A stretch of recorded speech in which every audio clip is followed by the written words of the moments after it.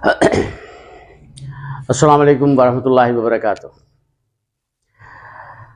My dear students, आज हमारी अगली क्लास है पास्ट परफेक्ट। कबल इसके कि हम पास्ट परफेक्ट पढ़ें, मैं आपको कुछ चीज़ें बताना चाहता हूँ। इस टेंस के ख़त्म होते ही, जो टेंसेस की हमारी 12 टेंसेस की सीरीज़ है, इसके ख़त्म होते ही मैं आपको इंग्लिश ग्रामर की कुछ छोटी मगर इम्पॉर्टेंट, बड़ी डिफरेंट चीज़ें बताऊंगा जो आपको जुमला बनाने में बहुत ही मोतबर साबित होंगी। और मैं भी उसको इसलिए नहीं बता रहा कि अगर आप उनको इस्तेमाल भी करोगे तो अंग्रेज़ी में जब आप जुमला नहीं बना सकोगे तो महज पेवंदकारी होगी। तो मैं नहीं चाहता कि मेरा स्टूडेंट पेवंदकारी के साथ पढ़े, बल्कि वो इस तरह पढ़े कि जब वो अंग्रेज़ी बोले तो अंग्रेज़ी ही बोले, और जब वो उर्दू बोले तो उर्दू ही बोले। और यही तरीका है बावकार लोगों का। तो माय डियर स्टूडेंट्स, आज अल्हम्दुलिल्लाह सुम्मा अल्हम्दुलिल्लाह हमारा पास्ट परफेक्ट शुरू हो रहा है। पास्ट परफेक्ट होता क्या है?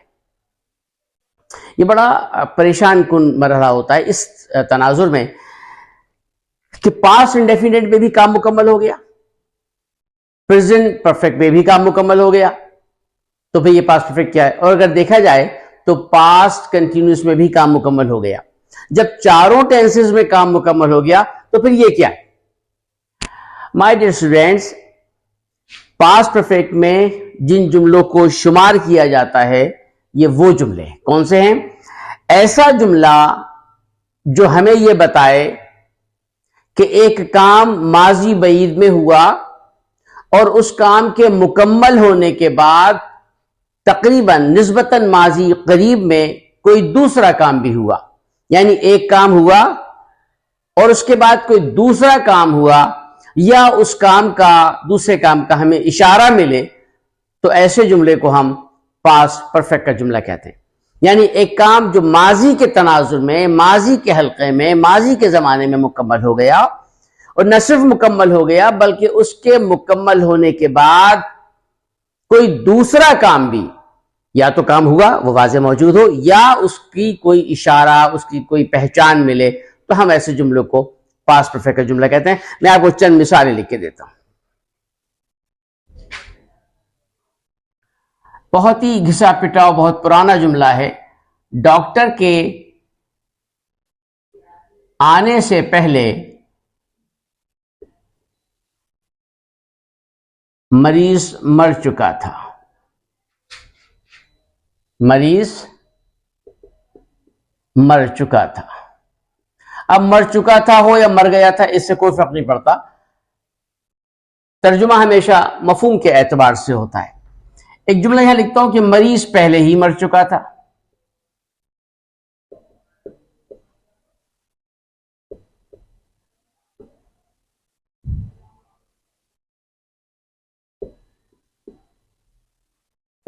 तीसरा जुमला मैं लिखता हूं जब मैं घर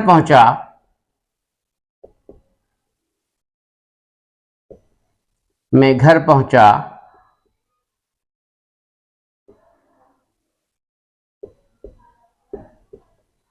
वालिदा खाना पका चुकी थी। वालिदा खाना पका चुकी थी। ये वो जुमले हैं जो हम बचपन में बहुत करते थे।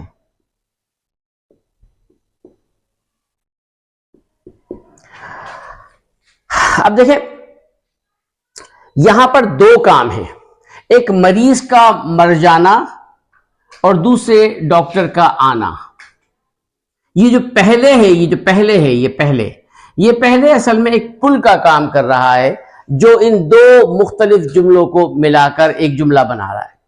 जब मैं घर पहुंचा, ये एक अलग जुमला है, और वालिदा खाना पका चुकी थी, ये एक अलग जुमला है। ये जो जब है, ये जब कंजक्शन है, ये इन दो जुमलों को में एक ताल्लुक पैदा कर रहा है, दो जुमलों को मिला रहा है। मैंने तारीफ में लिखा था कि ऐसा जुमला जिसमें पता चले कि सब्जेक्ट ने एक काम किया, फिर इसके बाद कोई दूसरा काम भी हुआ, या उस काम का इशारा मिले। गौर कीजिएगा, इशारा में, तो ऐसे जुमले को, तो इशारा क्या? मरीज पहले ही मर चुके। यहां हमें इशारा, यहां दोनों काम वाज़े थे। साबिका दौर में यानी माजी बईद में जो काम हुआ वो भी मुकम्मल था, उसके बाद जो काम हुआ वो भी हुआ। इन दोनों जुमलों की यही कैफियत है। मगर इस जो बीच का हमारा जुमला है, इसमें मरीज पहले ही मर चुका था। ये पहले ही बता रहा है कि मरीज के मरने के बाद कुछ हुआ, डॉक्टर बाद में आया, अस्पताल बाद में पहुंचा, रिश्तेदार बाद में आए, या दवा बाद में मिली, या वगैरह वगैरह, कुछ भी हो सकता है। चोरों के, पुलिस के आने से पहले चोर भाग चुके थे, या मैं जुमला कहूं कि चोर पहले ही भाग चुके थे। अब पहली जो मिसाल दी मैंने कि पुलिस के आने से पहले चोर भाग चुके थे, इसमें दोनों काम मौजूद हैं। और अगर मैं कहूं कि चोर पहले ही भाग चुके थे, तो इसमें एक इशारा मौजूद है कि चोर के भागने के बाद पुलिस आई, चोर के भागने के बाद मोहल्ले वाले उठे, चोर के भागने के बाद शायरन बजे, वगैरह वगैरह, कुछ भी, यानी चोर के बाद कुछ हुआ, वो इशारा है। तो इशारे को उसको हम इस तरह बनाते हैं। ये हम देखते हैं पहले में, डॉक्टर के आने से पहले मरीज मर चुका था। फार्मूला हमारे पास देखिए, सब्जेक्ट के बाद हेड के बाद वर्ब की थर्ड फॉर्म, और आखिर में ऑब्जेक्ट। ये जो कंस्ट्रक्शन है, ये जो मैं इसको अंडरलाइन कर रहा हूं, ये कंस्ट्रक्शन जो है ये यहां तक की है, यहां तक की कंस्ट्रक्शन, मरीज मर चुका था। फिर ये हम लगाएंगे जो लफ्ज ऑलरेडी, बिफोर, प्लस, और फिर ये पास्ट डेफिनेट। इसी तरह यहां भी लिखा है, जगह नहीं थी तो मैंने इस तरह लिख दिया। तो सवाल जवाब की जितनी भी तरतीब होगी, तब्दीली होगी, हम यहां पर करेंगे। इस वाले पास्ट इंडेफिनिट वाले हिस्से को हमें छूना भी नहीं है, ये छुएंगे तो जुमले अपनी हैसियत खो बैठेगा। लिहाजा उसूल समझ लीजिए कि वो काम जो पहले हुआ, मरीज का मर चुकना या वालदा का खाना पका चुना, इन दोनों का तर्जुमा यहां से लेके यहां तक होगा।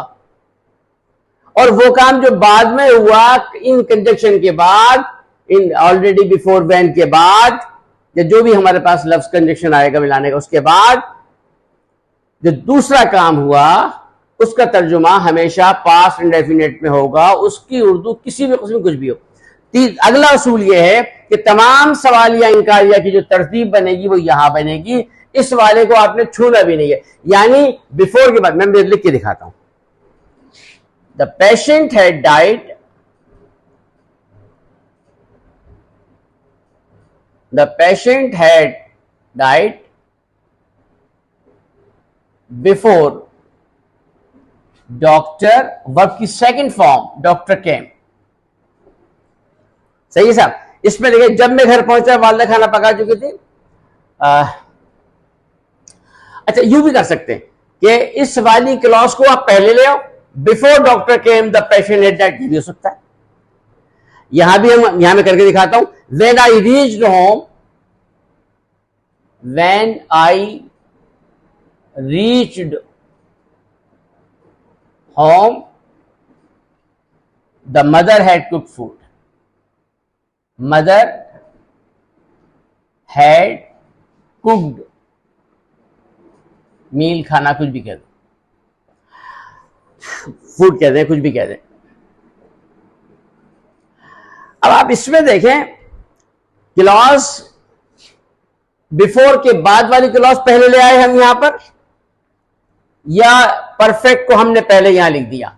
दोनों सूरतों में तब्दीली इसी में होगी, the mother had cooked food. इसमें सवालिया बनेगा, इसमें इंकारिया बनेगा, इसमें सवालिया इंकारिया बनेगा। बिफोर के बाद, व्हेन के बाद, ऑलरेडी, इसके बाद कोई तब्दीली नहीं होगी। पास्ट इंडेफिनिट, वैसे यहां भी देखें, ये मैंने past, when I reached home, ये पास्ट इंडेफिनिट था। तो ये तो हो सकता है कि हम इस वाली क्लास, जब मैं घर पहुंचा, बाद वाली क्लास को हम पहले ले आए, और जो असल परफेक्ट है उसको हम बाद में ले आए, या पहले उसे ले आए बाद में। दोनों सूरतों में आपको इजाजत है। मगर सवालिया इंकारिया बयानिया, सवालिया बयानिया की जो तब्दीली आएगी वो इसी पोर्शन में आएगी, मरीज मर चुका था मैं, इस वाले को आप एज इट इज रखोगे। ये साहब वो बात हो गई कि जब इसमें दोनों काम मौजूद थे। अब ये बीच वाला, इसमें एक ही बात बताई गई कि मरीज पहले ही मर चुका था, अगले काम नहीं बताया। और पहले ही ये बता रहा है कि मरीज के मरने के बाद कुछ हुआ, अगरचे वाज़ेह नहीं, महज इशारा है, महज इशारा है। तो ये बता नहीं रहा कि हुआ क्या। यहां तो बता दिया कि मरीज मर गया, डॉक्टर साहब बाद में आए। यहां बता दिया खाना पका चुकी थी अम्मी जब मैं घर पहुंचा। लेकिन यहां पर इस बीच वाले में ये नहीं बता रहा कि मरीज का मरने के बाद क्या, लेकिन पहले ही इशारा दे रहा है कि कुछ हुआ था, रिश्तेदार बाद में आए, दवा बाद में मिली, अस्पताल बाद में पहुंचा, या डॉक्टर बाद में आया, वगैरह वगैरह कुछ भी। तो इसको बना के देखते थे आप। The patient had died already.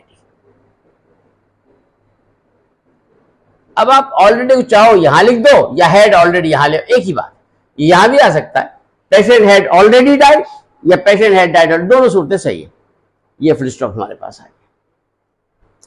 मैं पहले भी कर चुका था, वो रूल यहां अप्लाई करेंगे कि अंग्रेजी के वो तमाम जुमले जिनमें हेल्पिंग वर्ब मौजूद होगा, इस हेल्पिंग वर्ब के बाद आप नॉट लगा दोगे, जुमला इंकारिया हो जाएगा, और इसी हैड को बाहर लाओगे, जुमला सवालिया हो जाएगा। ये रूल यहां भी होगा। The patient had not died before doctor came, the patient had the patient died before already, had the patient died already, वो वैसे के वैसे आएगा।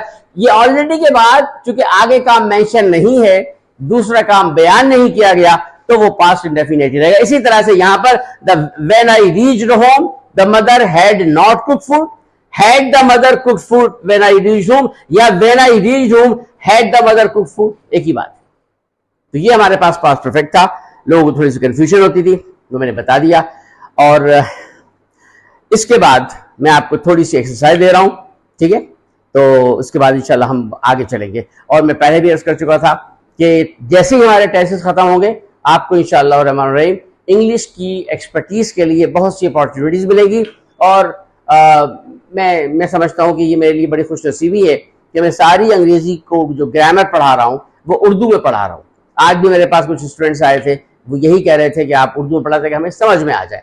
तो इंशाल्लाह वो जो टेक्स्ट टिप्स आपको दूंगा वो भी उर्दू ही में होंगी, और शायद मैं इंग्लिश में लेक्चर भी दे दूं, लेकिन इंग्लिश उर्दू तर्जुमे के बाद या उर्दू के लेक्चर के बाद 10 मिनट 15 मिनट मैं इंग्लिश में तर्जुमा दूंगा, इंग्लिश में बताऊंगा रूल उन लोगों के लिए जिन्हें थोड़ी बहुत इंग्लिश समझ में आती है। और वो शायद मुझे ये भी खबरें आ रही हैं कि कुछ बाहर के लोग हैं वो इसमें इंटरेस्टेड हैं, तो उनके लिए मुझे इंग्लिश में लेक्चर देना होगा। लेकिन ज़ाहिर टेंसेस के बाद ज़ाहिर मेरे लिए आप लोग इंपॉर्टेंट हो, तो मैं चाहता हूँ कि आप लोग पहले इसको समझो, उसके साथ साथ जैसे जैसे हमारा लेवल बढ़ेगा, हम आहिस्ता आहिस्ता इंग्लिश की तरफ कन्वर्ट भी होंगे, लेकिन उर्दू में लेक्चर भी चलता रहेगा। ठीक है सर, बहुत शुक्रिया। इसमें हमारे चैनल को सब्सक्राइब कीजिए, और ताकि आप मुझे हौसला अफजाई